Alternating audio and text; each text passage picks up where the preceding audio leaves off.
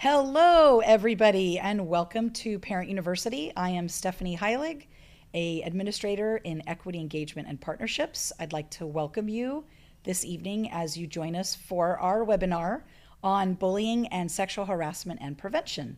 I am joined this evening by two very, very special guests, and I'd like to introduce them. Both to my right, we have Esther Death, and she is joining us. And we also have Kim Dalton, and they both work in the district office. They helped prepare a video that you're about to see, and they'll be joining me to answer some questions. And so I'm really, really glad that they are here. Certainly they are keepers of a lot of information that I don't have, but I will help get all of your questions answered. So I appreciate that. What I would love to do is have you first go into your chat. I know that you have your YouTube open. I would love to know where you're from. So if you'd love to let me know an elementary school, a middle school, a high school, if you're from our community, can you just type into the chat, let us know where you're from. So you might be saying Barton or Marshall or Oropeza or Nieto Herrera. Let us know where you're from. And I'm going to look in the chat, and I love to just kind of do a little shout out and let people know where they're from. I also want to remind you, while we're waiting for that chat to pop up, this will be where you'll be putting your questions as they come in for the evening. So it's great to practice. So I'm taking a look at our chat, waiting for you all to put some names in there. While I'm also waiting for you to let us know where you're coming from, I wanted to remind you a little bit. Oh, it looks like I have to sign into chat, but maybe I don't. Let me go back to it really quick. Let me pop in here. I also did want to let you know just a little bit, just some privacy. This evening's topic can be a little bit sensitive. And so while dealing with that, we do want to make sure that we certainly want you to use the chat, but a couple of reminders. Our chat is recorded, and everything, we keep a record of anything that's posted in there. So if it is something that is a little bit sensitive or it's something that's personal, we would rather you maybe not put it in the chat. We'll give you some contact information where we can get you the support that you need. So we just wanted to let you know that, but do keep in mind that anything you put into the chat will be public, because this video, after we're done, will be posted to our website for viewing. So let me take a look at our chat and see where we are. We've got a Cams, a Rogers, Wilson, Madison, Lafayette. We've got some folks from the district office, Longfellow and Renaissance. You folks that are here, if you want to text your friends really quick and tell them to come on and join us, that would be fantastic. I did mention it, but this will be posted to our website not right after we're done, but I would say by next week. We will also get it translated into Spanish and Khmer. If you are a Spanish or a Khmer speaker, we want you to use the chat in your native language, and we will go ahead and make sure that those questions get answered in that language. So, ladies, I think we're ready to show our video. We have a little video for you to watch, and here's what I would encourage you to do. If you have a piece of paper and a pen, you may want to keep that handy with you. Jot down any questions that might come up or things you may want to know. Again, the video will be posted, so you don't have to worry about taking pictures or screenshots or record. We will post it to our website when we're done. But I have a feeling the video will be very informational, and it will give you some information that you need. So I think we're ready. Okay. I think we've covered everything. Gentlemen in the booth and ladies, we're ready to show our video. So whenever you're ready, let's roll it. Long Beach Unified has adopted board policies based on education code, state and federal laws, and as a part of our core district values regarding equity and excellence in education. The prevention of bullying, harassment, intimidation, and discrimination are key to providing a safe and welcoming environment for students and staff. There are several policies that address these issues. The non-discrimination statements read, "The governing board is committed to providing equal opportunity for all individuals in district programs and activities. District programs, activities, and practices shall be free from unlawful discrimination, including discrimination against an individual or group based on race, color, ancestry, nationality, national origin, immigration status, ethnic group identification, ethnicity, age, religion, marital status, pregnancy and related conditions, parental status, physical or mental disability, sex, sexual orientation, gender, gender identity, gender expression, or genetic information. A perception of one or more of such characteristics or association with a person or group with one or more of these actual or perceived characteristics. Board Policy 5131.2. Bullying states that the governing board recognizes the harmful effects of bullying on student well-being, student learning, and school attendance, and desires to provide safe school environments that protect students from physical and emotional harm. Board Policy 0410, Non-Discrimination in District Programs and Activities. All individuals shall be treated equitably in the receipt of district and school services. The Board of Education is committed to providing equal opportunity for all individuals in district programs and activities. District programs, activities, and practices shall be free from unlawful discrimination. Board Policy 0415, Excellence and Equity, states that equity in LBUSD means that we will take action to end systematic racism and discrimination that harms students because of their race, culture, disability, economic description, immigration status, gender identification, and/or sexual orientation. Board Policy 4119.11, Sexual Harassment Personnel, and 5145.7, Sexual Harassment for Students, state that Long Beach Unified School District will not tolerate or condone any type of harassment. Sexual harassment includes, but is not limited to, harassment that's based on the sex, gender, gender identity, gender expression, or sexual orientation of the victim, and harassment based on pregnancy, childbirth, or related medical conditions.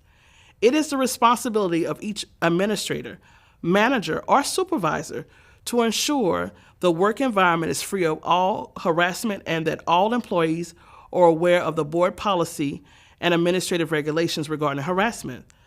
Employee violations of this harassment policy may result in disciplinary action up to and including termination.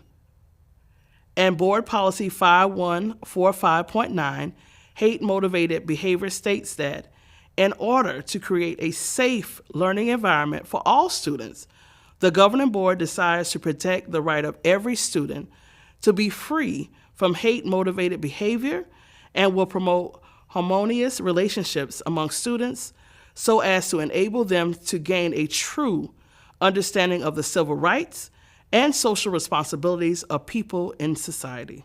Educational rights are shared through the guidelines for parents and students at the start of each school year. In California, all children have the right to a free public education. All children ages 6 to 18 years of age must be enrolled in school. All students and staff have the right to attend safe, secure, and peaceful schools. All students have a right to be in a public school learning environment free from discrimination, harassment, bullying, violence, and intimidation. All students have equal opportunities to participate in any program or activity offered by the school and cannot be discriminated against based on their race, nationality, gender, religion, or immigration status, among other characteristics. As we consider the last three bullets, we acknowledge that as district employees, we're essential to ensuring that these educational rights are provided to our students. Our action is required to set the conditions for safe, secure, and peaceful schools where all students have an equal opportunity to participate in programs and in activities in an environment free from discrimination, harassment, bullying, violence, and intimidation. As we consider how to achieve the educational rights of students, one area of focus is on the prevention of bullying. Board Policy 5137, Positive School Climate, states, in part, the governing board desires to enhance student learning by providing an orderly, caring, and nurturing educational and social environment in which all students can feel safe and take pride in their school and their achievements. The school environment should be characterized by positive interpersonal relationships among students and between students and staff. All staff are expected to serve as role models for students by demonstrating positive, professional attitudes and respect toward each student and other staff members. Teachers shall use effective classroom management techniques based on clear expectations for student behavior. Staff shall consistently enforce board policies and regulations which establish rules for appropriate student conduct, including prohibitions against bullying, cyberbullying, harassment of students, hazing, other violence or threats of violence against students and staff, and drug, alcohol, and tobacco use. Bullying has implications for school climate. Bullying can lead to a feeling of a lack of safety and can interfere with a student's learning. A student may be fearful and afraid to come to school. They may perceive a lack of control over their safety by adults, so that they dislike going to school and no longer care about the positive aspects of school. There are various types of bullying that can occur, such as physical, verbal, social, damage of personal items, and cyberbullying. Victims of bullying are more likely than their peers to develop psychosomatic symptoms or physical reaction from psychological damage.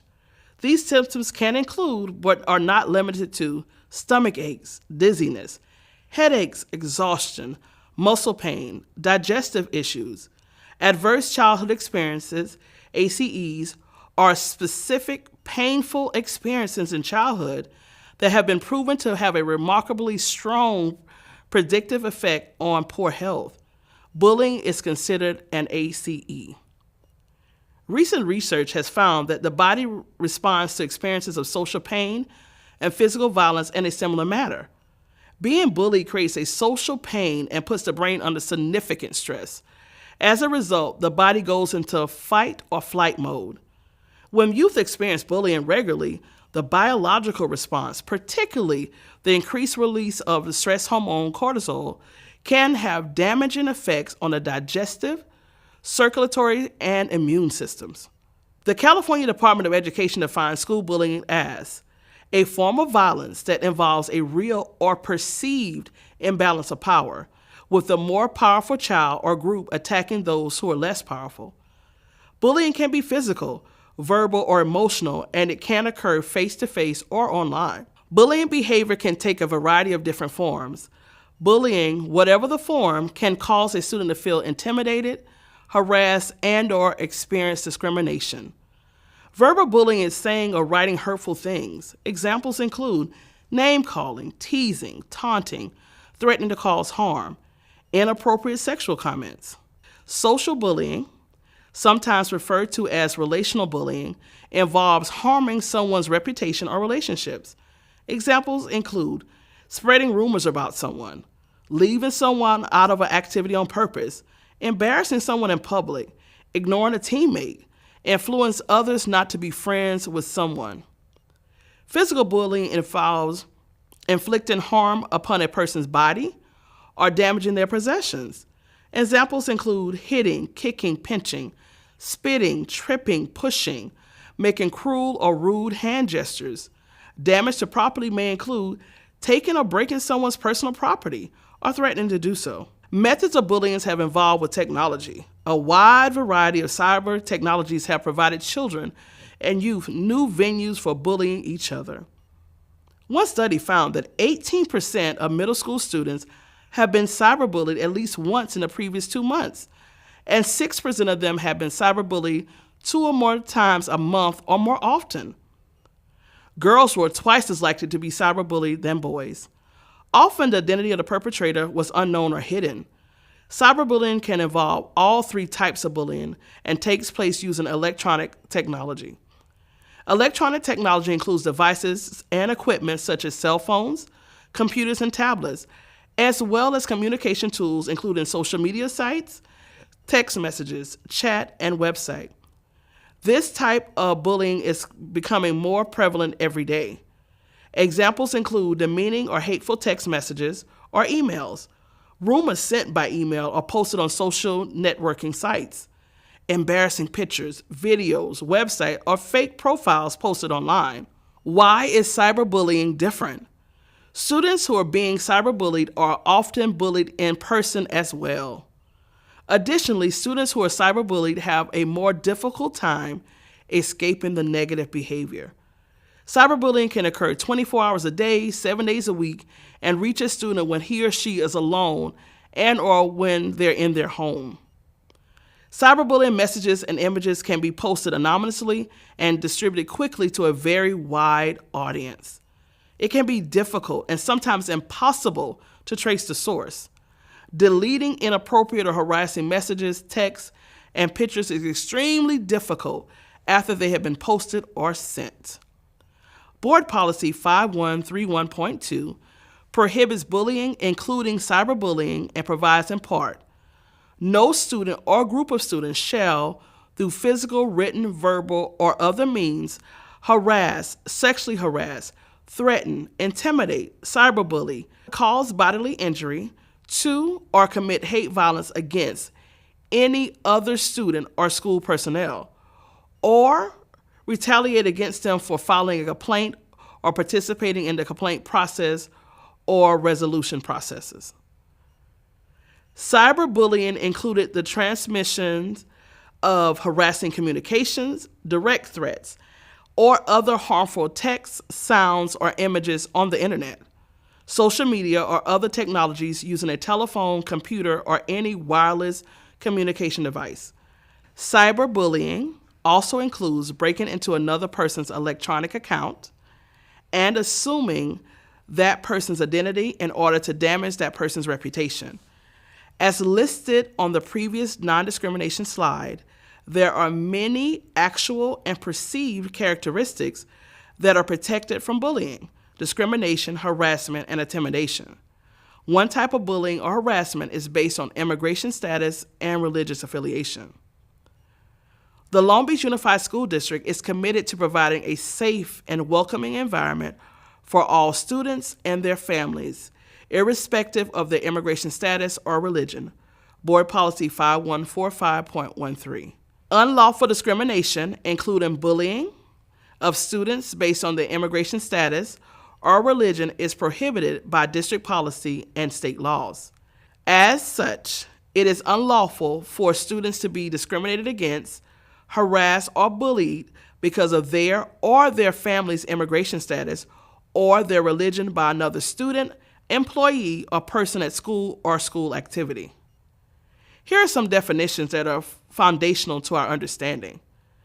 Immigration status refers to whether an individual is a citizen, a documented or undocumented immigrant, or a refugee.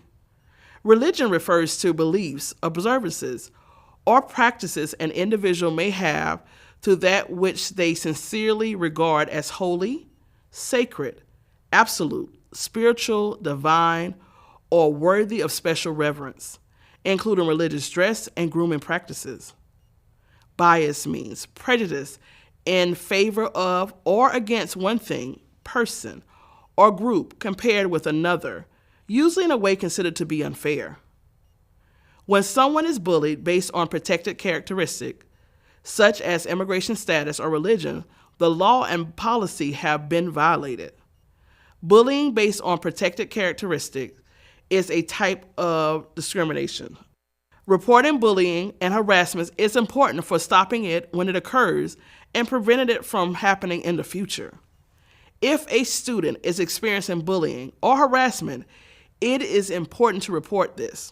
Students, parents, and caregivers are encouraged to report bullying directly to a classroom teacher, counselor, social worker, or administrator. Whenever a complaint is received, to build trust and relationship, it is always best to try to resolve the concern within the closest circle of contact. School sites or offices should be responsive to complaints and seek to address the concerns that are brought forward. If the complaint has been investigated and there are still concerns, the complaint can be referred to the level office or department. If there are still concerns, the person making the complaint can be referred to the district UCP compliance officer, Kim Dalton, for complaints regarding discrimination, bullying, intimidation, or harassment of students based on a protected class.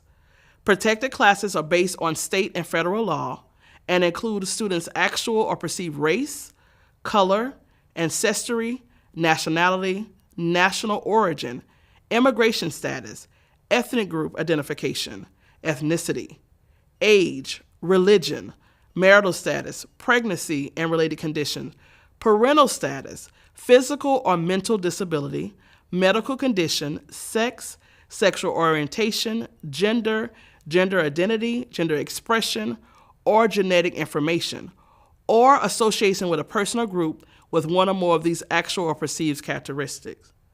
There's nothing to preclude a parent or guardian from directly submitting a UCP complaint to Kim Dalton at any time.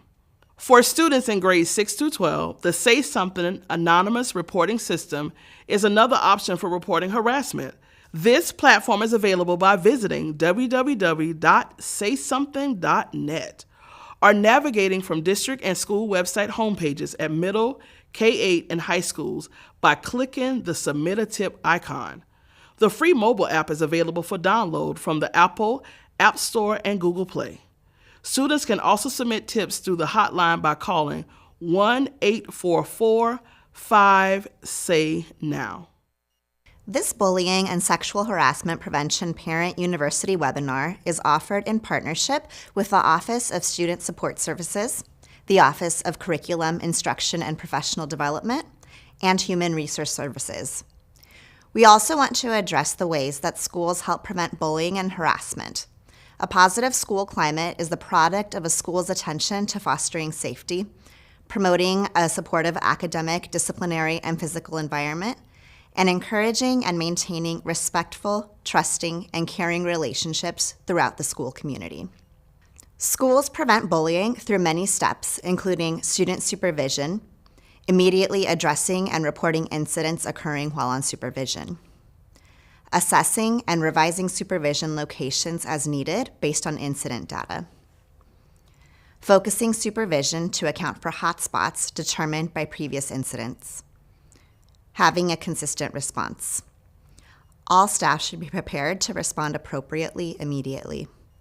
Reporting of incidents is critical as referrals to mental health providers may be needed. Spend time talking with students to learn about bullying from their perspective. Ask students about bullying and gain understanding about how they read social cues. Develop additional lessons regarding bullying that include social and emotional skill development as needed. Conduct assessments and surveys, collecting and analyzing data on stakeholder perspectives around bullying, school climate, and relationships. This will provide direction on where additional change is needed. Utilize a variety of communication methods such as announcements, advisory, social media, and newsletters to remind students of expectations around positive interactions with others. Provide lessons on bullying prevention through the yearly wellness lesson, but also as needed, present additional lessons and reteaching to ensure a positive school climate. Each year, staff members are trained on bullying, harassment, and prevention, reviewing information such as what we're sharing today, and digging deeper into their role in prevention, as well as supporting students who have been affected. Each school year, our counselors, social workers, school psychologists, and administrators deliver a series of school wellness and prevention lessons to all students from grades TK through 12. One of the lessons supports bullying and harassment prevention, and one lesson supports sexual harassment prevention and consent. These lessons are age-appropriate and created to support learning for students at different grade levels. Students learn important definitions, explore examples through age-appropriate videos and scenarios, and learn about reaching out to trusted adults for support. Students also learn about how to report bullying and harassment. One specific type of harassment we are discussing in this webinar is sexual harassment. As we continue our discussion, we want to provide a few more definitions. Sexual harassment is a form of bullying. It occurs when a person or group of people make comments or gestures that are unwanted and of a sexual nature. Consent is the right for an individual to decide who to invite into their personal space. Sexual harassment can exist in many different forms, including calling someone a suggestive or inappropriate name, teasing someone about their genitalia, causing discomfort by telling inappropriate jokes or showing pictures, picking on someone because of actual or perceived gender and/or sexual orientation, touching someone without their consent. Some examples of consent are asking for consent first if a person would like a fist bump, handshake, a hug, or anything more. Asking if a person is comfortable discussing a topic. Listening and stopping when someone says no, or I'm not sure, or I don't like that. Not pressuring a person or continuing to ask for consent until a person gives in. Reporting of bullying based on protected characteristics is a key to intervening and preventing further incidents. Students who feel that they have been subjected to discrimination or bullying because of a protected class, or students who observe any such conduct, should immediately report the conduct to any staff member, the principal, or the coordinator for non-discrimination, Director of Human Resources Kim Dalton. District employees are required to report any discrimination or bullying in accordance with board policy. Any student who engages in bullying on the basis of a protected class is subject to discipline, including suspension or expulsion, if the behavior is severe or pervasive as defined in Education Code. LBUSD has adopted a process for receiving complaints of and investigating complaints of discrimination, harassment, intimidation, and bullying due to protected classes based on any of the following actual or perceived characteristics: race, color, ancestry, nationality, national origin, immigration status, ethnic group identification, ethnicity, age, religion, marital status, pregnancy and related conditions, parental status, physical or mental disability, medical condition, sex, sexual orientation, gender, gender identity, gender expression, or genetic information, or association with a person or group with one or more of these actual or perceived characteristics. Information on filing a complaint alleging discrimination, harassment, bullying, intimidation towards students can be found in the following locations: the UCP annual notice sent to all parents each year, and also copies that are available at school sites, as well as under C complaints at lbschools.net. To discuss specific concerns or report bullying and harassment, please reach out to your school. For questions about UCP compliance or to make a UCP complaint, please contact Kimberly Dalton. For questions about the systems our district has for safe and supportive schools, please contact Dr. Lushandra Prelo. For questions about the school wellness and prevention lessons that students receive, please contact Dr. Esther Death. Our school district website also has a bullying and harassment prevention page with additional information and resources. They can be found on the LBUSD website in the A to Z index under bullying. Thank you for your participation in this webinar.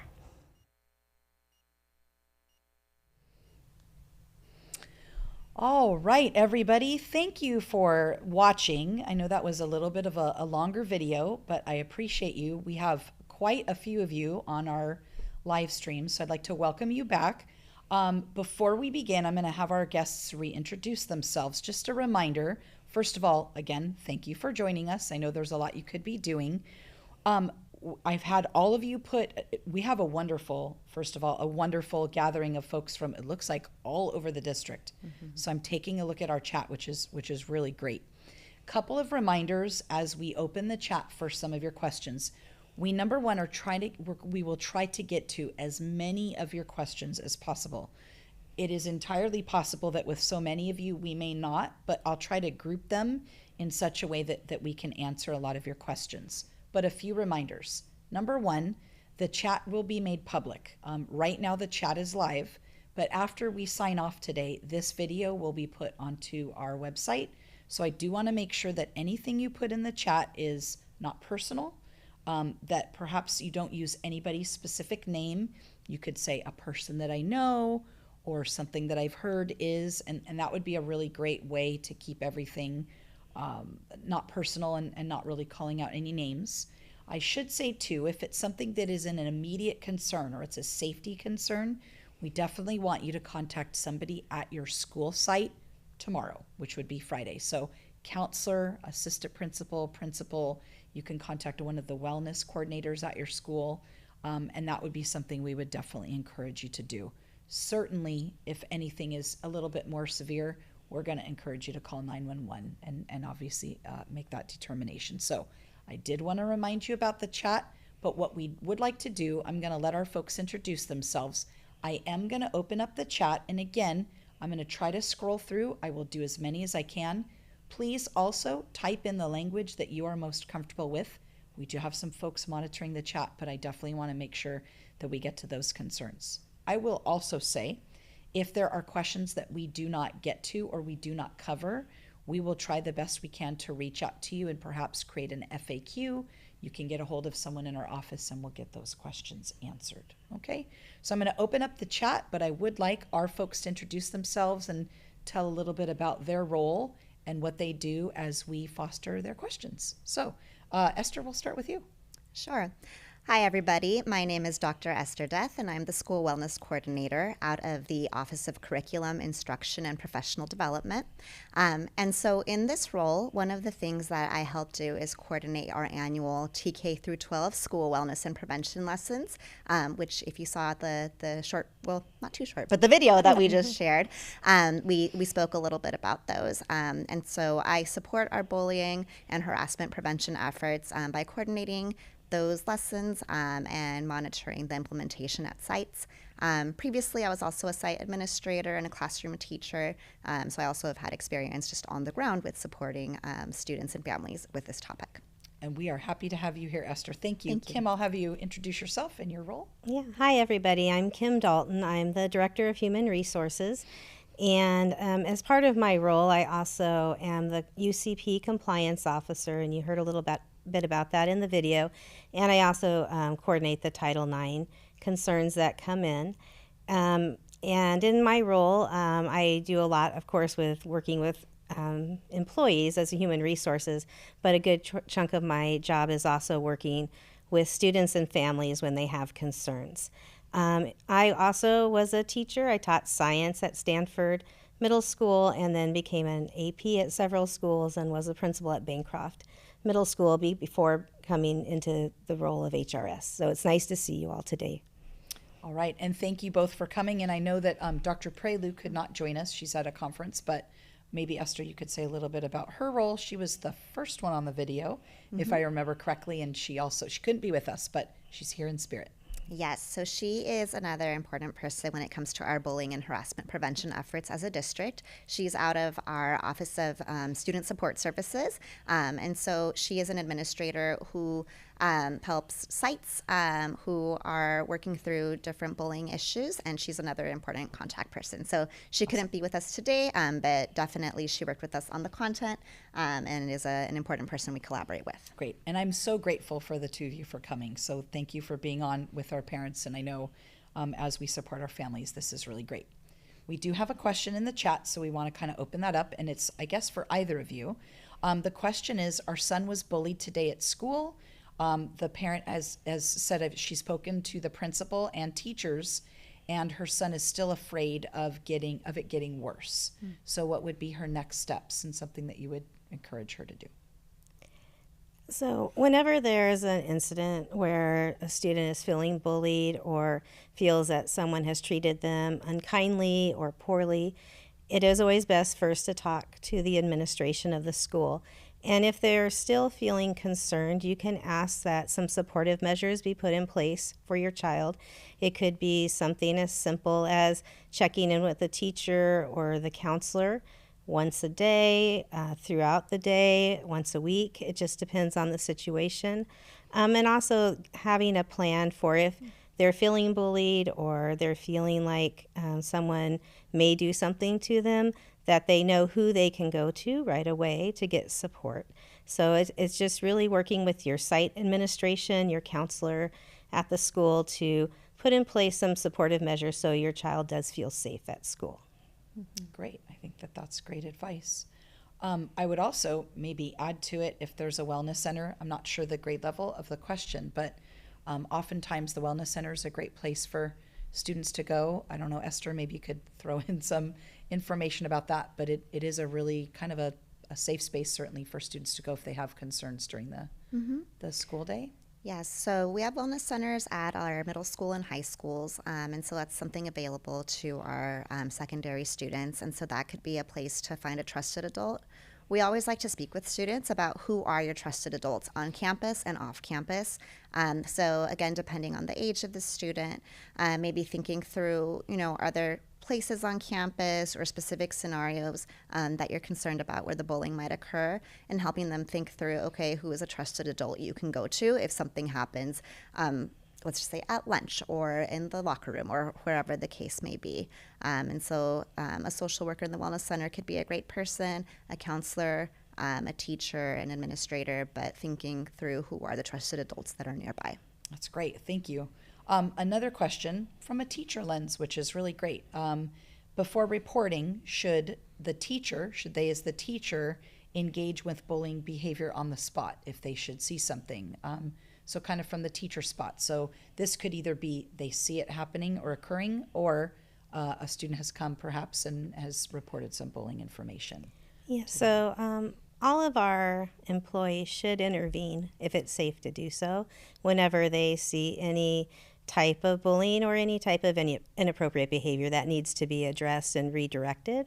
So if you're overhearing a conversation where you're thinking, oh, that just doesn't sound like it's helpful, edifying, building up of each other, I would intervene and just ask a few questions about what's going on. You might want to separate the students. If you have the time to sit and talk with them to figure it out, or you can refer them to the counselor or to the office if it seems a little bit more involved, and we just need to get some more information so that we can address the issues and hopefully resolve them to prevent a reoccurrence of any type of bullying behavior. Great. We have there's a little bit specifics, and just kind of a reminder that definitely in the chat, we want to make sure we'll certainly get you the support that you need. If a parent has reported bullying behavior to an administrator, a counselor, or a teacher, what would be the next steps? What would be an adequate response time? What should the parent expect back once something has been reported? Well, I think with anything, we would like to have a very quick response, but often, someone may be away from the office for some particular reason. So I would say that a good place to call would be the secretary, to just let the secretary know that there's a concern that needs to be addressed, because they know who is on campus at that moment or who's available, because sometimes someone's in a meeting or something of that nature. So the secretary is a good person to call, or the office staff, and to let them know it's a priority or concern for your child's safety. If you haven't heard a response back in a reasonable amount of time, then you can always call the level office, the elementary office, or the secondary office now, and just let them know your concern as well, because then they can reach out to the site just to let them know that there's a concern that's been elevated and that they need someone to reach out to hear what the issue is so it can be resolved. Great. Okay. And maybe, Esther, this could be for you. Could you talk a little bit about the Say Something, the reporting that we have? I know we went over it in the video, but I think it could be good for our families to know, because it is anonymous and it would be a way to report, but maybe you could review that for our folks based on some things in the chat. Sure. So Say Something is a platform that is monitored, and students or families are able to access it 24 hours a day. And it's a way where it is that you can report something that's happened that for sure has happened, or something that might have happened, but you want to feel better safe than sorry. So you can make an anonymous report there and provide the information that you do know. The Say Something website is available. It's linked on our district website. I believe it's also linked on this YouTube Live. And if you're at a middle school or high school, it's also linked on each of those websites. So you can find Say Something, or you can go to saysomething.net, or you can type Say Something into a search engine, and it'll give you the chance to do that. And that's another way to make sure that your tip or your concern is seen and addressed. Now, since it's anonymous, you will not get follow-up. You will not get a response from that. You won't hear, here's the outcome from that, but it is another way to surface a concern and make sure that it's seen. Okay, great. Thank you. And I think that's great information. We have some kind of specific examples in the chat of things. I think some parents are concerned that either they don't know who to call if something is reported to them. And I want to tell you, parents, first of all, if your kids are coming home and they're letting you know things going on in school, that's great. So I want to say kudos to you. That's wonderful and lovely, because we appreciate that. And I think that I want to give all of you parents kudos that you have that relationship with your kiddos, because in some cases kids don't feel comfortable enough sharing, and it's hard for us as parents. We're all parents and have worked with kids enough to know that that's really the first step. So thank you for fostering that. But I think a couple of the concerns are either they don't feel that the administration has taken it seriously if they've reported it, or they're not sure what to do. Maybe a wait time, and I know it's of course different as school starts, but what would perhaps be, if they've reported it and they haven't heard anything, do they go higher up? Who do they call next? I know we've said, I think it's in order, counselor, administrator, principals, certainly, and anybody at the office that will pick up the phone can certainly take those calls. But I think parents are, I can say, I know as an administrator, it takes a little bit of time to investigate sometimes the situations that come, and that can be a little bit difficult. But I think we're looking at time and kind of being a concerned parent, perhaps having some anxiety because it's of the nature of the report. But maybe, I don't know, either of you could talk just a little bit on that, kind of what should a parent do, or who should they talk to? But Yeah, I mean, I think depending on the grade level, the teacher is always a place to start if it's something that's happening in the classroom or with students in the classroom.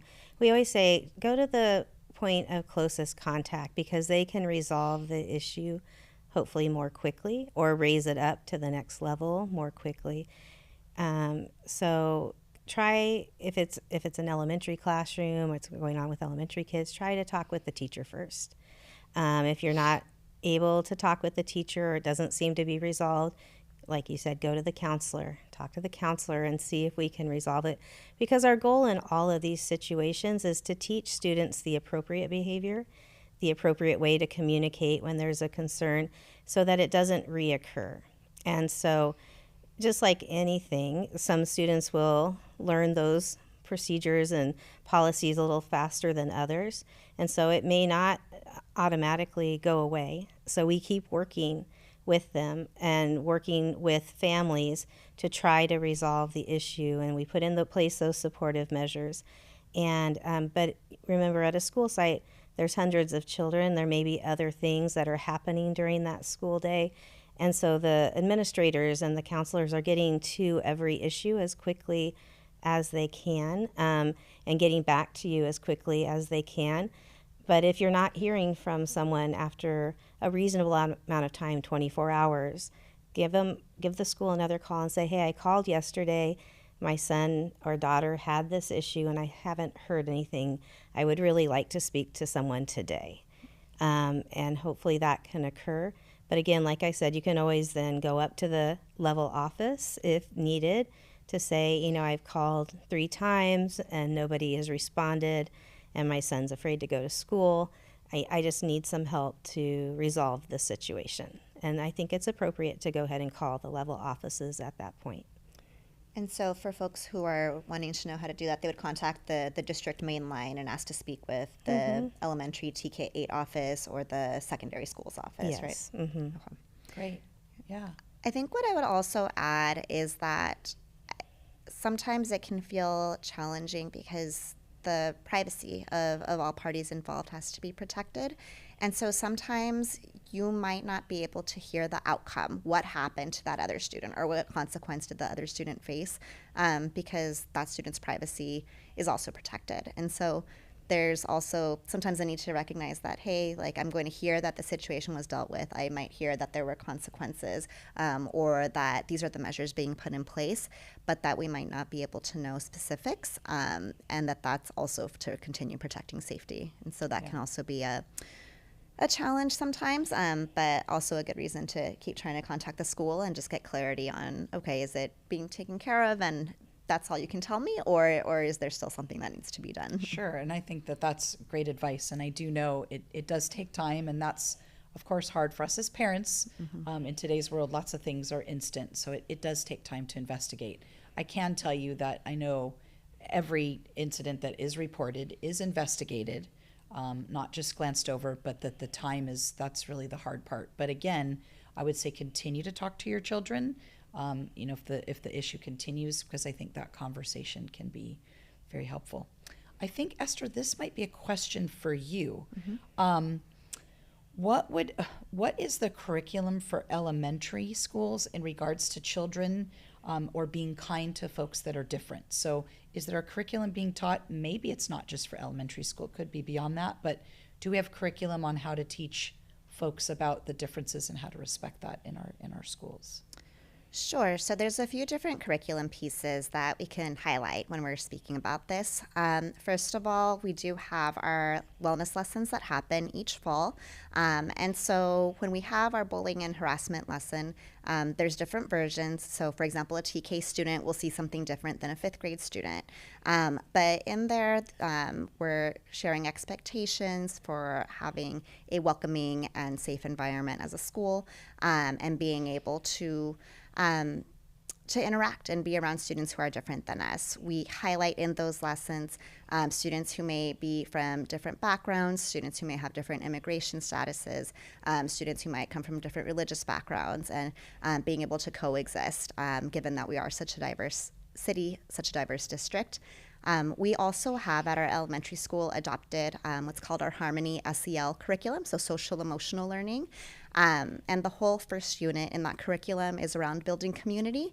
And so through that program, classrooms are able to talk about what do we want our classroom to look like and to feel like, and what goals can we set as a classroom to make sure we're creating that environment and all contributing to that environment. And then there's other units within that program, 4 units total, where it is that students are able to engage in lessons around valuing each other, around being a great community together. So those are, I would say, 2 of the big supports that are in place at the elementary level. Well, that's great. Thank you. That's very helpful and very specific. So I think that that's wonderful. I know there's a couple more questions. Nice to know that we've gotten some fast responses from some of our parents, which is great. I would say there are some other concerns that seem to be like we've called and we haven't received an answer. I think the hard part is, and again, I think it's a good reminder, if you're using the Say Something platform, that's anonymous. And so you won't necessarily receive contact back because, again, the report is anonymous. So I think that that's important. I would say if you have called and the problem still persists, that you become persistent. Call often, and I think, Kim, you talked about it. Calling the level offices is a really great way to proceed if you haven't heard back from the particular school. But I would certainly say getting in contact with a counselor or an administrator would definitely be the way to go. And again, it takes a little bit of time to investigate all of them. And I mean, I'm thinking the volume of calls, but I would say, some things take precedent over others. It could be the severity of the issue. But and I did want to add on the Say Something system, there's always an attendant on duty when those tips come in, and so they will ask you questions. Do you want to give your name? Do you want to give your child's name? So they will ask you questions if you choose to answer them. So if you want to give them information about the situation, they will capture all that information, and then they determine where that tip goes. Does it go to the school site? Does it go to me as the Title IX coordinator? Does it go to another place? So they're the ones making those decisions based on the tips they receive. So if you want to leave more personalized information about, hey, I just need help, I need to get a call back, here's my phone number, that information all will get sent to the group they think would be best to handle it. So you can give an anonymous tip, but you can also provide contact information as well. Great. No, thank you. That I did not know that. So that's new information for me and new learning for me. So I appreciate that. Some of the folks are asking can we just transfer schools? Can we, just call and have the school transfer? It's not my department, but I would say there's probably a lot of steps to do first, but before that, I think the first is trying to open an investigation, talking with the school. It would not be, in some cases, I mean, that can happen, but, it would be certainly a call first, starting with the counselor and or the teacher, somebody with direct contact. You as the parent, I would say try to get a hold of a counselor or an administrator. But I think if your student is going to report, I find a trusted teacher. For those of you in elementary, hopefully it's their teacher. But I always try to ask kids, who's your person on campus? Who's your go-to? For those of you in middle school and high school, it doesn't have to be somebody that's your current teacher right now. It could be somebody that you had previously last year or the year before, somebody that you've established a relationship with. And I always think, I always try to tell kids, whether it's my own or other, have a go-to, have your person that you can go on campus where you have any concern, because they know you, they've established a relationship with you. Oftentimes, it's comforting for the child, but I think it can help the teacher as well in at least elevating or reporting or getting it where it needs to go to. So I think that would be great advice. But let's see here. What should you do if other kids? Yeah, so one of the things that's coming up is, what do you do? How should parents handle trauma for their children who may have either experienced bullying or have witnessed it happening to other kiddos? What would be some tips as a parent? So I'm assuming in this case, it's in the past, but they're still dealing with some of the feelings, or they've witnessed it going on and they were perhaps a bystander. In that case, how would a parent go about supporting a child in that case? I would point to a few resources that are available in our district. So we've mentioned a few times our wellness centers. If the student is a middle or high school student, visiting the wellness center would be a great first step for getting connected to some support to help work through some of that trauma or work through some of those difficulties from things that had happened in the past. At the elementary school level, if they're at a campus with the Family Resource Center, being able to speak with someone there could also be a good starting point. I know that previously a Parent University session was also offered a webinar on mental health supports, and so that would also be an important webinar to reference, because in that webinar, I believe our Office of Student Support Services went into great detail on some of the services that are available to students. I think that's just a perfect segue, so I can plug our video that's already on there.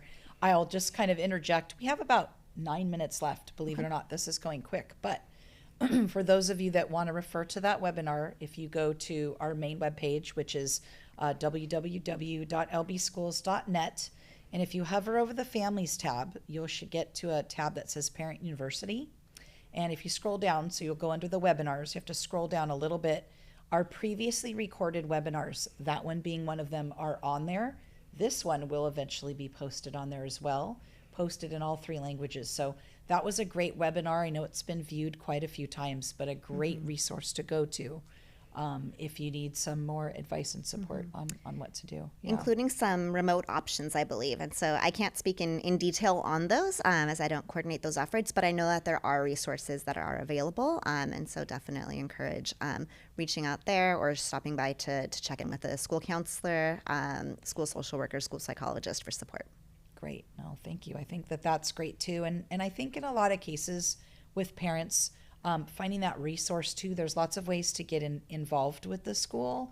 And in those spaces, sometimes there's some ability for capacity building where you can get a little bit of FaceTime with principals, administrators, counselors, and kind of be in the know about the different things that are going on.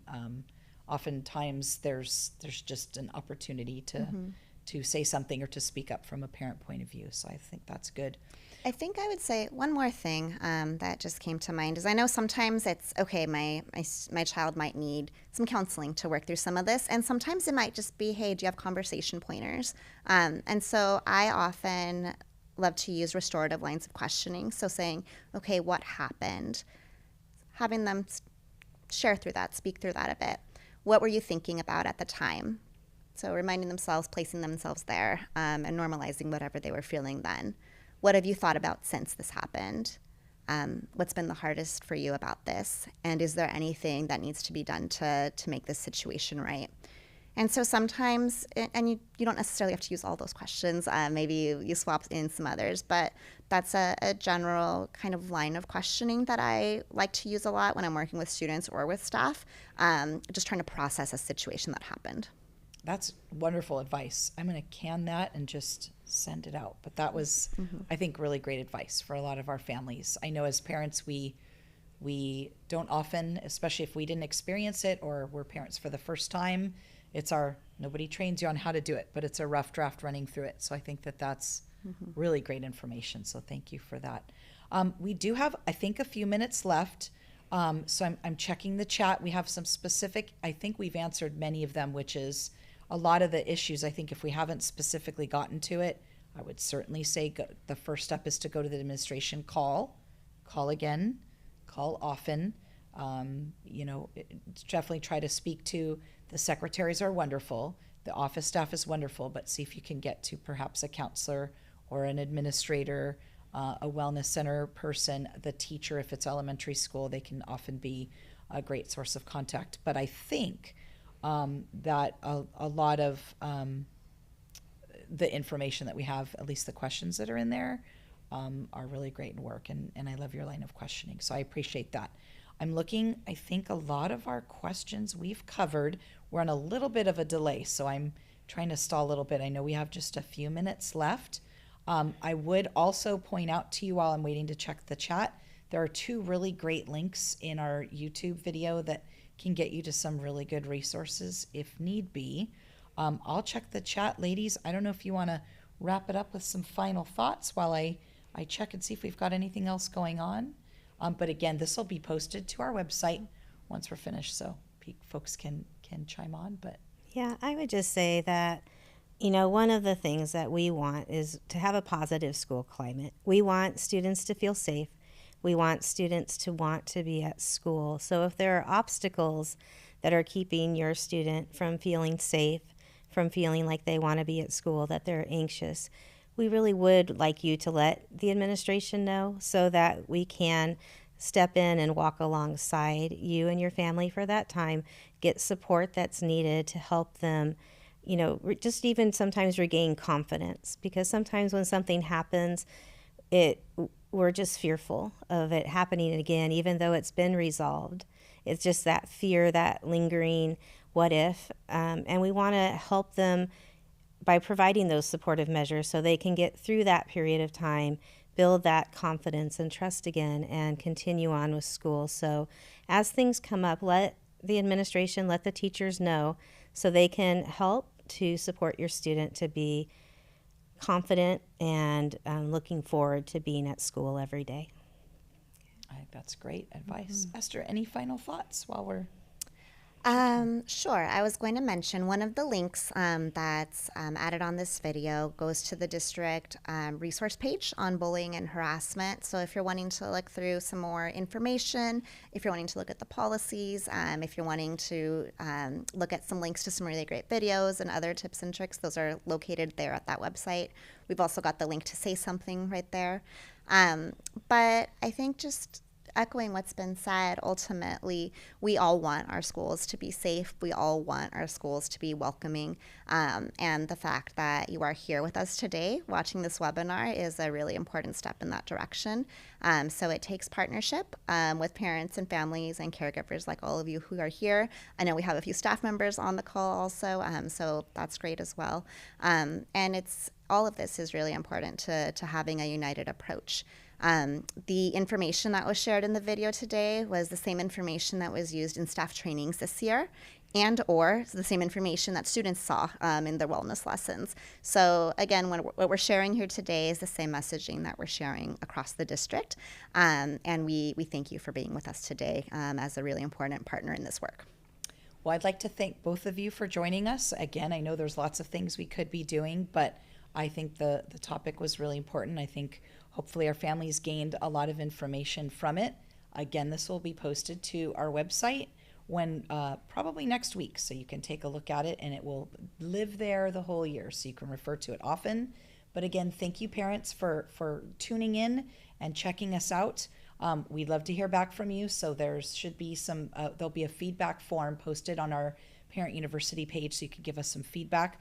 When we know better, we'll do better. But it's been a pleasure talking with the both of you this evening. And thank you so much, parents. We will see you next time on our webinar. Thank you very much. Take care. Bye-bye. Bye.